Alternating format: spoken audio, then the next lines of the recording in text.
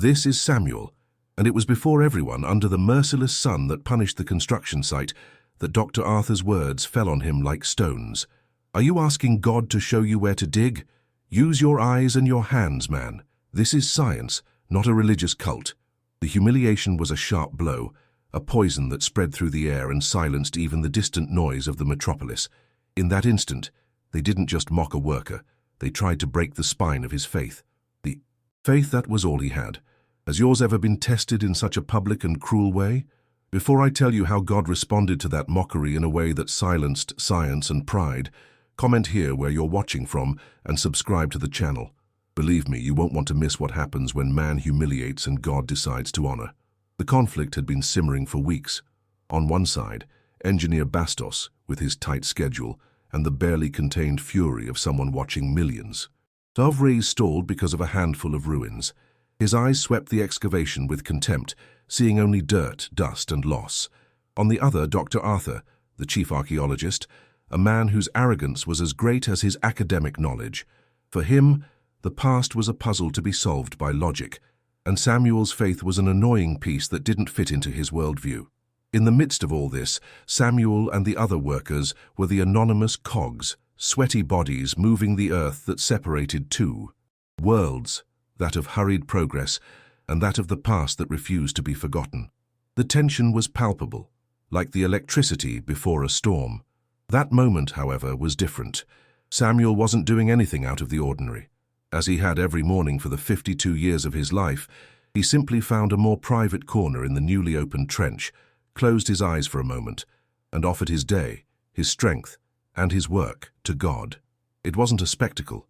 It was a sacred habit, a silent dialogue that sustained him.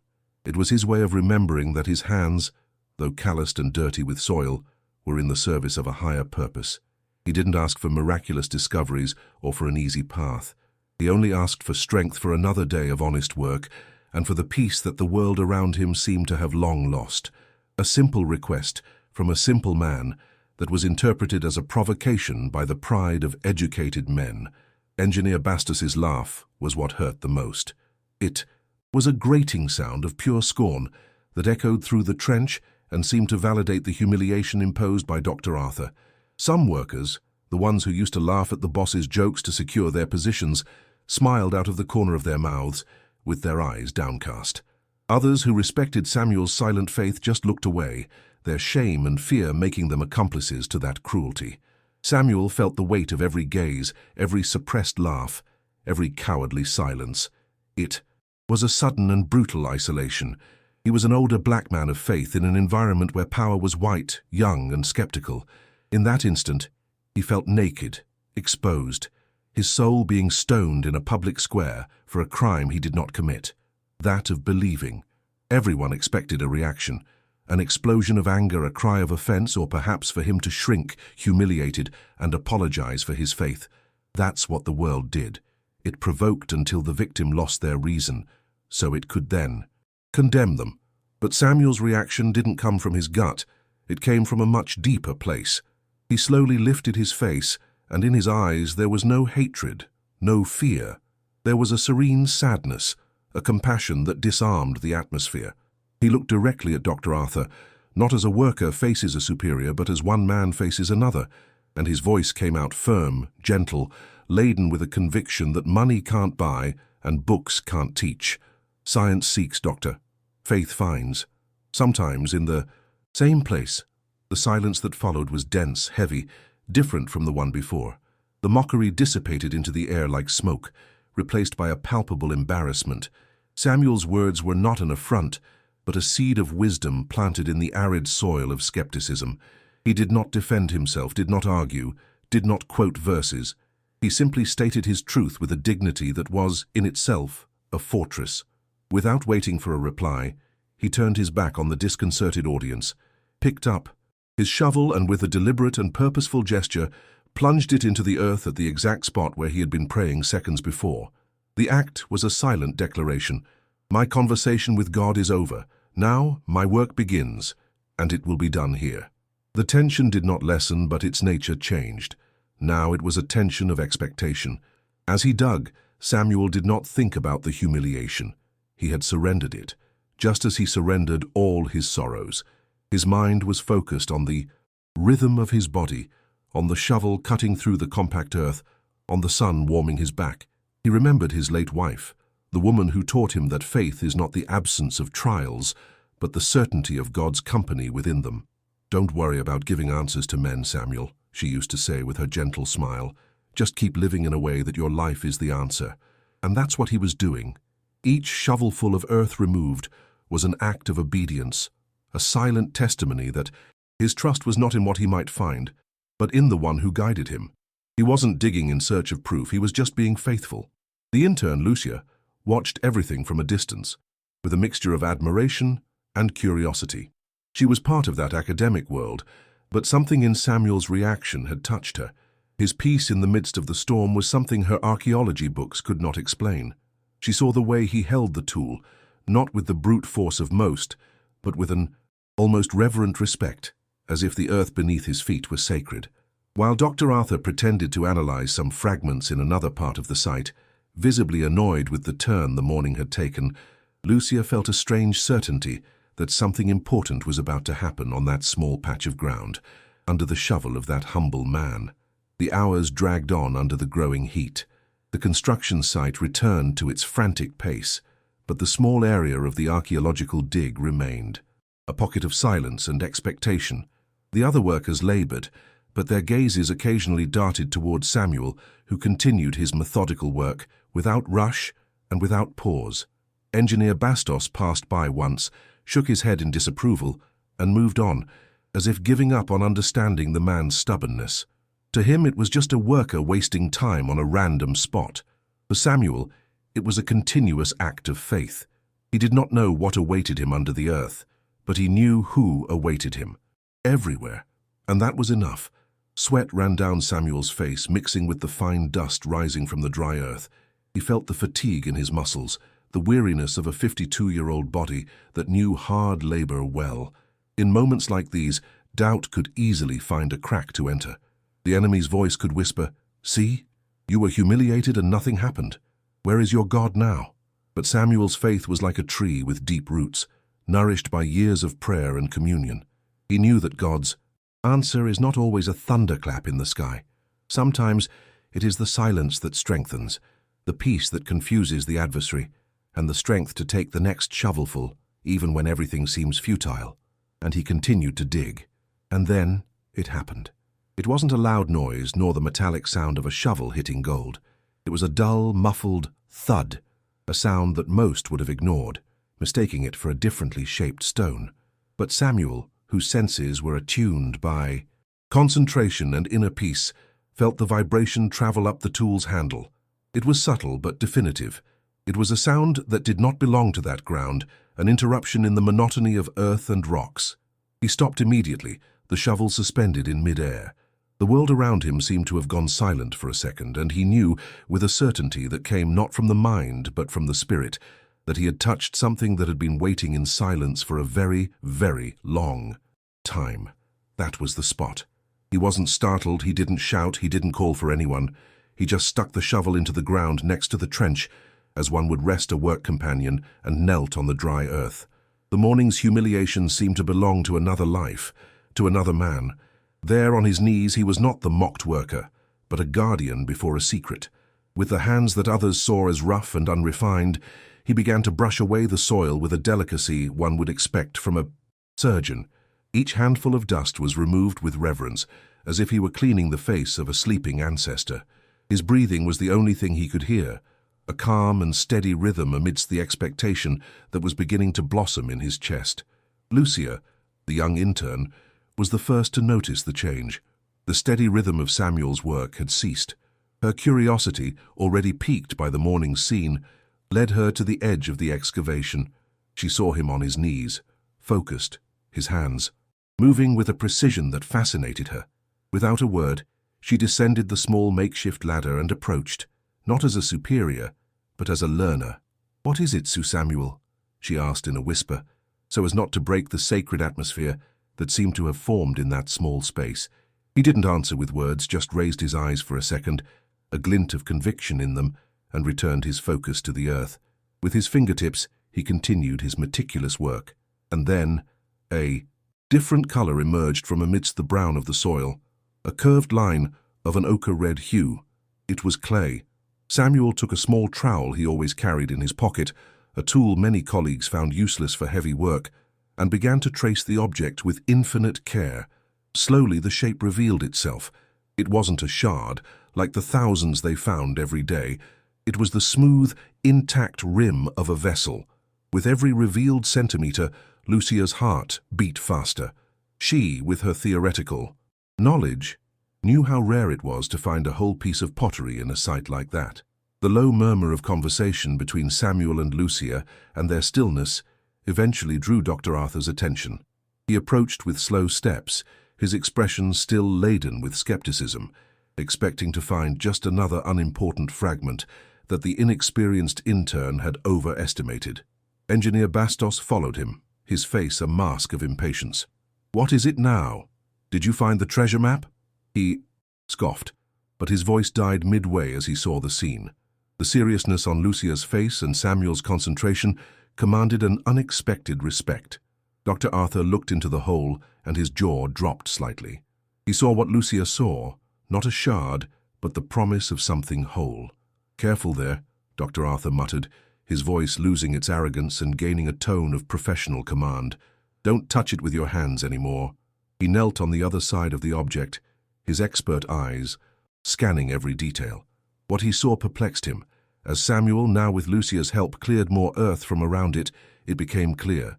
It was a medium-sized jar, and the most impressive thing was that the top, the mouth of the jar, appeared to be sealed with a lid of clay and resin, dark and ancient.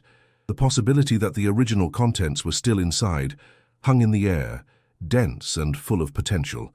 The archaeologist's skepticism began to give way to a scientific excitement he could not disguise.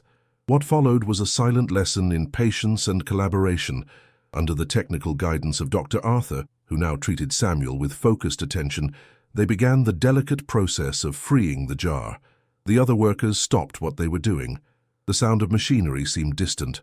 All eyes were on that small scene in the trench. Samuel and Lucia worked in perfect sync. He with his restrained and intuitive strength, she with her agility and technical knowledge. There was no more hierarchy, no more humiliation. There was only a common goal born from the act of faith of that humble man. The morning's mockery had been buried, and in its place, something precious was being unearthed. While his hands worked, Samuel's mind was at peace. He felt no triumph, there wasn't a hint of "I told you so" in his heart. What he felt was a deep and overwhelming gratitude. It was as if God was showing him, in a tangible way, that he hears the silent cry of his people. It wasn't about proving something to men, but about receiving an embrace from his Father in the form of confirmation. He remembered the verse he had meditated on that morning, from Job 12:22. He reveals the deep things of darkness and brings deep shadow to light. And there he was, pulling from the dark earth an object that held a secret of centuries. God's answer wasn't a shout, it was a whisper found in the earth. When the jar was finally freed from the ground that had imprisoned it for ages, a collective gasp went through the group of onlookers. Samuel held it with both hands, the weight and texture of the ancient clay seeming to vibrate with the history it contained. He raised it slowly, with the solemnity of a priest lifting an offering. For an instant, time seemed to stand still. The midday sun hit the artifact, revealing details of its surface, small inscriptions, and the intact seal on its mouth. Dr. Arthur was visibly shaken, not only by the discovery, but by the way it happened. The intuition of that worker challenged all his logic. "Take it to the analysis tent now."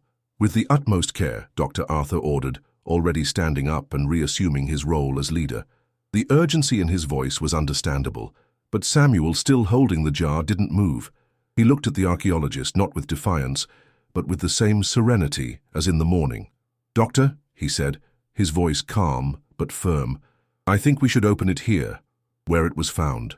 The suggestion was a breach of all protocols. It was illogical, risky, but there was something in Samuel's gaze, a quiet conviction, that made Dr. Arthur hesitate. The tension, which seemed to have dissipated, returned with full force, now centered on a new dispute. Science versus intuition, protocol versus faith. "This is absurd. It's against all field regulations," retorted Dr. Arthur, impatience once again tinging his voice. "The environment here isn't controlled. The sunlight, humidity, dust, all of it could damage the contents if there are any." His arguments were logical, scientifically correct. Engineer Bastos at his side agreed with a vigorous nod, anxious for the show to end so the construction could resume. But Samuel was not shaken. He remained holding the jar, his gaze fixed on the archaeologists. "With all due respect, Doctor," he insisted, his voice still in the same gentle tone, "this jar has waited for centuries in this exact spot. I think it deserves to be revealed under the same sky that guarded it. The light that hid it is the same that should reveal it." There was a moment of stalemate. Dr. Arthur's logic battled against the strange authority emanating from the worker. Looking around, the archaeologist saw that he was not the only one feeling it. Lucia had a gleam of agreement in her eyes. The other workers, previously indifferent, now looked at Samuel with a newfound respect. They were simple men who might not understand archaeological protocols, but they understood. Gut feelings, things that can't be explained. Their silent refusal to support the doctor's order created an invisible pressure. Dr. Arthur was cornered, not by force, but by the collective conviction that one man's faith had inspired. His science, for an instant, seemed less powerful than the truth contained in Samuel's eyes. With a sigh of frustration that was in fact a surrender, Dr. Arthur yielded. "Fine," he growled, more to himself than to the others, but with the utmost care. "Lucia, bring the opening kit, quickly." The young intern ran to the tent, returning in seconds with a case of delicate instruments. The crowd moved closer, forming a tight circle around Samuel, who gently placed the jar on a clean cloth spread on the ground. The construction site, with its noises of progress and ambition, seemed a distant world. There, in that small trench, time had regressed, and all were witnesses to a moment that seemed to be straight out of an ancient scripture. Dr. Arthur, now, acting with a feverish precision, began the work. Using tweezers and small spatulas, he started to carefully scrape away the resin, sealing the clay lid. The silence was absolute, broken only by the almost inaudible sound of the instrument against the ancient material. Samuel watched everything in silence, his hands now resting on his knees. He was not anxious. His part was done. The morning prayer, the humiliation, the accurate strike of the shovel, it had all been a guided journey. Whatever was inside that jar for him was already a miracle, the proof that God does not abandon his own in the valley of mockery. The rest would be just the visible consequence of a victory that had already been won in the spiritual realm. Suddenly, a small crack. The resin gave way. Dr. Arthur used tweezers to remove the last fragments, revealing the edge of the clay lid. With a slow and careful movement, he lifted it. A smell escaped from inside the jar, an odor of dry earth, of ancient dust, and something else, an organic and indescribable aroma, the breath of imprisoned centuries. Everyone leaned forward, holding their breath.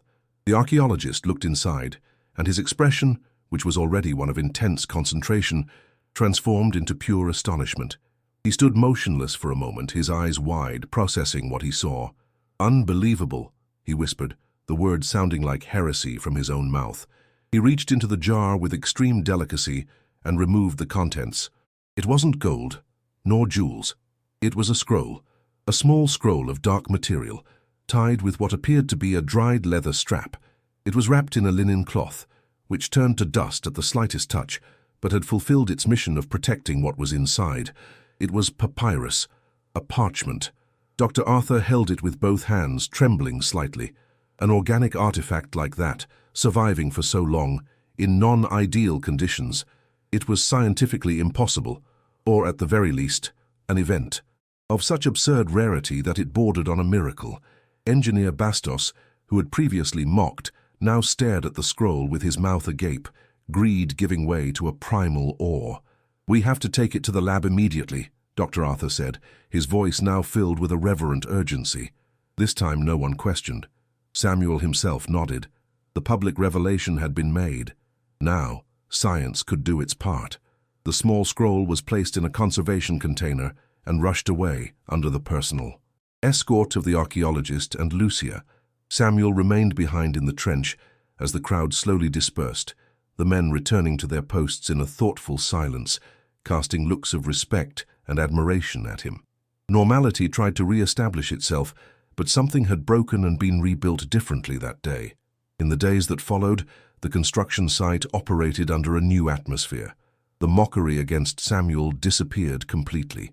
The workers who once avoided him now greeted him with a respectful, "Good morning, Sir Samuel." Engineer Bastos did not speak to him, but he also no longer bothered him, keeping a cautious distance, as if he feared the silent force he represented. Samuel, however, remained the same. He arrived on time, said his silent prayer in the corner, and worked with the same dedication as always. The change was not in him, but in the eyes of those who saw him. His faith, once a source of scorn, was now a source of mystery and power that no one dared to challenge. Meanwhile, far away in a climate-controlled laboratory, Dr. Arthur's team worked non-stop. The papyrus was extremely fragile. Advanced imaging and conservation techniques were needed to unroll it without it disintegrating. News of the discovery had already leaked to the academic community, generating a buzz of excitement and skepticism. Many doubted its authenticity, considering the story of the praying worker as journalistic embellishment. Dr. Arthur, however, knew what he had seen. He felt in his bones that he was facing something that could redefine his career and perhaps his worldview. Finally, after a week of meticulous work, the text came to light. The first partial translations began to emerge, and what they revealed was more shocking than any golden artifact could be. It was not a known religious text, nor a common administrative record. It was the diary or account of a traveler, a scribe, or perhaps a minor prophet, describing his journey through that region. Over 2,000 years ago, the text was detailed, almost geographical, describing rock formations, water sources, and specific weather events. It was a historical record of incalculable value, a portrait of a distant past with stunning clarity. The real shock, however, came when one of the linguists on the team made a connection that left everyone breathless. The account on the papyrus described a very specific event, a landslide that diverted the course of a small river and revealed a source of brackish water. The description was rich in topographical details. Moved by an academic intuition, the linguist went to research ancient texts and found the reference. It wasn't in Genesis or Exodus, but in one of the smaller, less studied books of the Old Testament, the book of the prophet Nahum. There, in an obscure passage that most theologians and historians considered poetic or metaphorical, was a mention of rivers that are diverted and reveal the salty foundations of the earth. The correlation was too precise to be a coincidence. The non-canonical papyrus, found by a man of faith at the exact spot of his prayer, was providing historical and geographical evidence for one of the most enigmatic passages in the Bible. It wasn't proof of God's existence. Faith doesn't need that kind of validation, but it was an extraordinary vindication of the historical accuracy of the word that Samuel revered. It was as if the earth itself, through that ancient scribe, was confirming a detail that modern skepticism had dismissed as fantasy. The ground Samuel walked on was literally crying out in defense of his faith. The news hit the world of archaeology and theology like a bombshell. Newspapers, scientific journals, and news portals around the world published the story. Archaeological discovery in Metropolis may confirm biblical passage, the headlines read, and in every article there was an inevitable mention of how the artifact was found. Some tried to rationalize it, speaking of luck or the intuition of an experienced worker. But for those who knew the full story, it was impossible to ignore the spiritual factor. Dr. Arthur's name became famous, but it was always followed by the story of the humble worker who led him to the discovery. The scientist's pride was forced to share the spotlight with the worker's faith. At a televised press conference, a journalist, bolder than the others, asked Dr. Arthur directly, "Doctor, is it true that the worker, Samuel, was praying at the exact site of the discovery moments before finding it, after being reprimanded by you?" The room fell silent. The cameras focused on the archaeologist's face. He swallowed hard, the discomfort visible in his expression. He could lie, downplay it, deflect. But perhaps for the first time he decided to be honest, even if it cost him his pride. "Yes, it's true," he admitted, his voice low. There was an exchange of words, and yes, he was digging at the spot where he demonstrated his faith. His persistence and intuition were crucial for this discovery. The word faith got stuck in his throat, but the truth was spoken. That public confession was the true restoration of Samuel's honor. It wasn't a cash prize nor a promotion. It was the acknowledgement, from the mouth of the one who humiliated him, that his faith was not madness, but a real and inexplicable force. Samuel's victory was not loud. It was silent, like his own prayer. He did not boast. He did not give interviews. When some reporters managed to find him leaving the construction site, he just smiled with his usual calmness and said, "I just did my job. The glory is not mine. It belongs to God, who reveals his secrets to whom he chooses." And with that statement of humility, he turned and walked towards the bus stop, the same simple man as always. But the world around him had changed forever. In his small church on the outskirts of the city, Samuel was received as a hero, not because of the fame, but because his testimony was living proof of everything they preached from the pulpit. His story became a legend, told and retold, strengthening the faith of hundreds of people who faced their own silent battles against disbelief and humiliation. He did not become a famous preacher. He remained Deacon Samuel, the man who arranged the chairs, who prayed for the sick in a low voice, and whose gaze conveyed a peace that everyone now understood the source of. His life was his greatest sermon. The impact of the discovery also transformed other lives. Lucia the intern saw her career take off, but more than that, the experience opened her eyes to a dimension that academia did not teach. She began visiting Samuel's church, not out of obligation, but out of a thirst to understand the source of that serene strength. She found in the simplicity of that community a truth that great intellectual debates could not reach. Samuel's faith not only unearthed an artifact, it planted a seed of transformation in the young scientist's heart. And Dr. Arthur?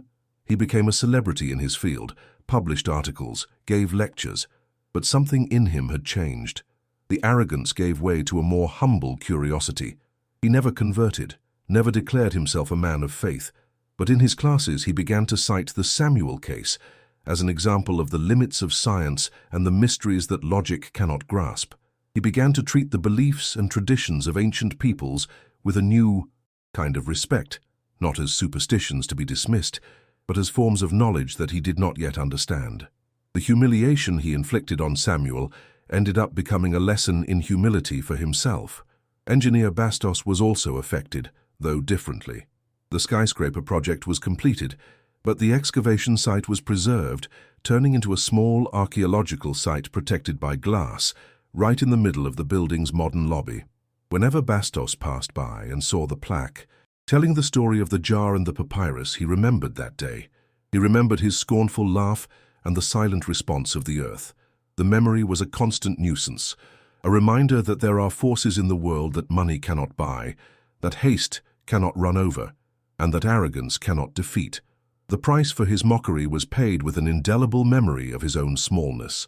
The final lesson of that story echoed for years in the silence of that construction site, and later in the halls of the skyscraper. They humiliated the man who spoke with God in silence, but it was the very ground he walked on that cried out to defend him. They tried to extinguish his faith with words of contempt, but the truth was written in the earth, waiting patiently for the touch of the right hands. Samuel's story became a powerful testimony that true strength does not need an audience, does not need applause, does not need to defend itself. It already has the testimony of heaven, and in due time, in a way that only he knows how, God takes it upon himself to publicly honor those who honor him in secret. Years later, Samuel, now retired and with completely white hair, walked more slowly, but his gaze maintained the same deep peace. He never sought the laurels of his discovery. He refused invitations for television shows and book proposals. For him, the event was not about an archaeological find, but about a relationship. It was an intimate conversation between him and his God that, for a moment, became audible to the world. The jar and the papyrus, now displayed in a famous museum, were just the echo of a dialogue that continued daily in his silent prayers in the corner of his small house. He needed no monuments, for he carried the testimony within himself. The legacy of that day was not measured in academic articles or in the market value of the artifact, but in the silent transformations it brought about. It was seen in the respect that the children and grandchildren of the other workers came to have for their parents' stories of faith. It was felt in the way Samuel's small church became a refuge for people who felt invisible and humiliated by the world. His story became a modern parable, a reminder that God often chooses the simple, the anonymous, the despised, to confuse the wise and the powerful. Samuel's strength was not in finding the papyrus, but in his willingness to keep digging with faith, even after being ridiculed.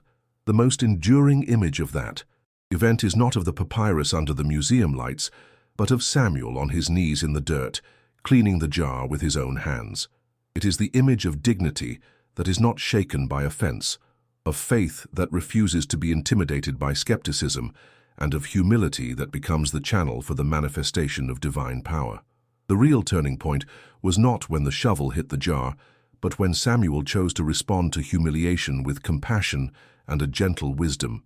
In that instant, he had already won. The discovery was just the way God used for everyone else to see the victory that had already been sealed in his heart. To this day, when someone visits the imposing skyscraper and sees, through the glass in the floor, the small preserved area of the excavation, the story is told. Tour guides talk about Dr. Arthur and the scientific importance of the papyrus, but the part that silences the groups is always the same. The story of the worker who prayed, and in that silence the lesson remains alive. It proves that no matter how high man builds his monuments of concrete and steel, they will always stand on an earth that holds deeper secrets and older truths. And that, sometimes, to find the greatest of treasures, one doesn't need to look up, but to kneel with a humble heart. Samuel's journey is an eternal testimony that faith is not a shield against difficulties, but the strength that allows us to cross them with integrity. He was humiliated, but he did not allow himself to become bitter. He was despised, but he did not respond with hatred.